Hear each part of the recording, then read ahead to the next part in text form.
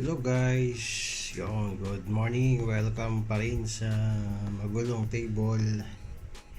Hindi masyado ngayon guys. So bali, ayun, update version tayo, no? So before yung DTMF DTMF command is gumamit tayo ng neto. So yung DTMF module na MT8870.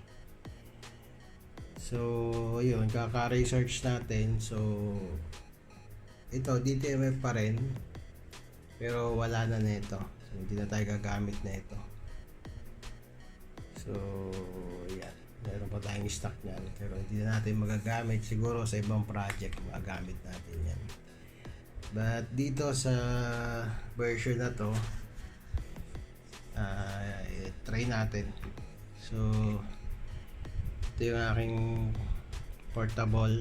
So yun yung aking monitor.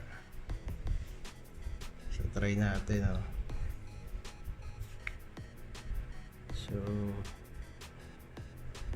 bali lilipat natin ng Roger Beep.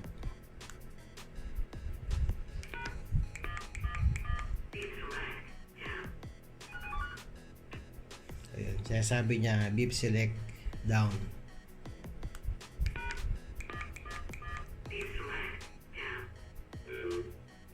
So down. So ibig sabihin kung may down, meron ding up. Kumbaga pabalik. So pababa at pataas. So command natin.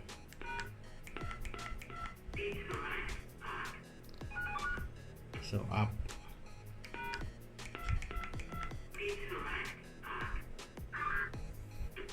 So okay, so up and down yung command natin sa Roger Beep, ano.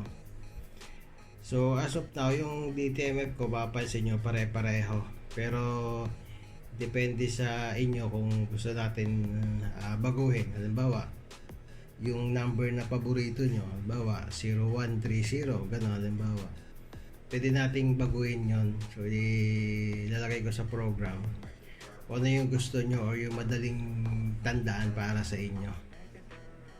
And mahirap ding kumbaga mahirap kapain ng lalo na ng mga alam nyo na. So syempre hindi mawawala dyan yung yung enable saka disable, so may DTMF na tayo, so kailangan nating enable or disable yung repeater natin. So ito yung disable.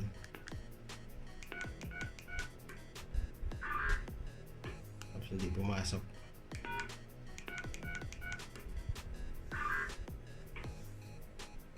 Hindi pumasok. Ito lang.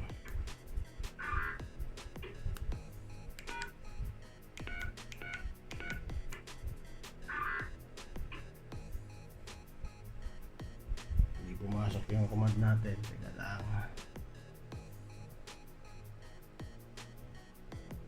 Ayun, kulang pala. Mali pala yung command ko.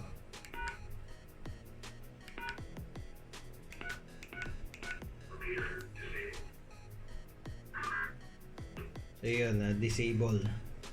So kung disable, so meron din siyang enable.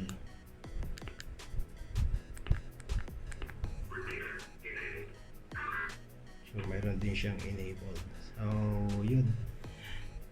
So almost complete na. So may mga trimmer tayo sa audio nung Roger Beep galing dito. And ito, so lalagay natin ng Morse code. So wala pa akong code ng Morse code, so mamaya siguro try natin. Ito naman sa audio, and ito naman is yung sa DTMF. So yung DTMF kasi kailangan yan malinis yung pasok ng tone, baga hindi malakas, hindi mahina, so sakto lang. So ito yung pang-adjust natin, yung trimmer na nasa ilalim. So ito sa audio, ito sa Morse code maybe, and dito sa Roger Beep volume or sa ID. So may ID din siya, so kasi tayo ng isang oras so matagal. So later on, try natin yung may ID. Okay, so as of now, yun muna. And ayun, good morning all.